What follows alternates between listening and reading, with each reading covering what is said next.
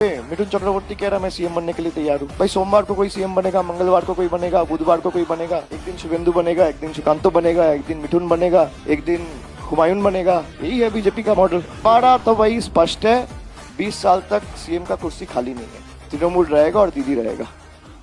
আপনারা এদের বিস্তারগুলো খুলে দেখুন যে 2021 সালে বা 19 সালে বা 16 সালে যে প্রতিশ্রুতিগুলো দিয়েছিল একটাও বাস্তবায়িত হয়নি। প্রধানমন্ত্রী চা বাগান খুলে 1000 কোটি টাকা স্পেশাল প্যাকেজের কথা বলেছিল 2016 সালে, আজকে 26।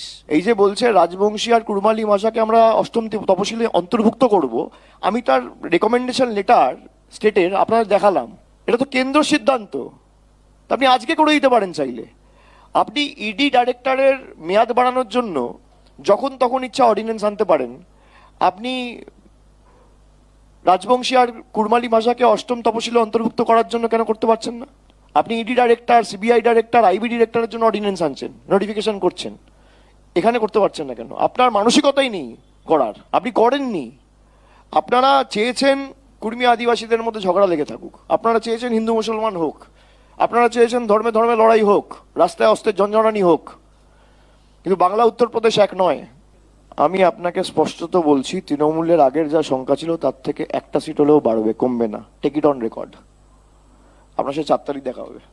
প্রধানমন্ত্রী বলছে 2500 টাকা দেবো, 1 পয়সাও পাইনি, 14 মাস পার। আর আপনি প্রতিশ্রুতি দিচ্ছেন প্রত্যেক মায়েদের আর যুবক যুবতীদের আমরা 3000 টাকা করে দেবো। আপনি দিন। আমরা কথা দিয়েছি 1 মাসের মধ্যে যুবসাথী প্রকল্পের টাকা সবাই পেয়ে গেছে, মার্চেও পেয়েছে, এপ্রিলেও পাবে, মেতেও পাবে, জুনেও পাবে। মানুষকে পরিষেবা দেওয়া আমাদের কাছে নির্বাচনী প্রতিশ্রুতি হতে পারে না। আমরা নির্বাচনী প্রতিশ্রুতির কথা বলেছিলাম 2021 সালের নির্বাচনের প্রাক্কালে যে পরিবারের একজন মহিলাকে লক্ষ্মীর ভান্ডার দেওয়া হবে। তৃণমূল ক্ষমতায় আসার পর পরিবারের সকলকে দিয়েছে। আমরা নির্বাচনের জন্য অপেক্ষা করিনি।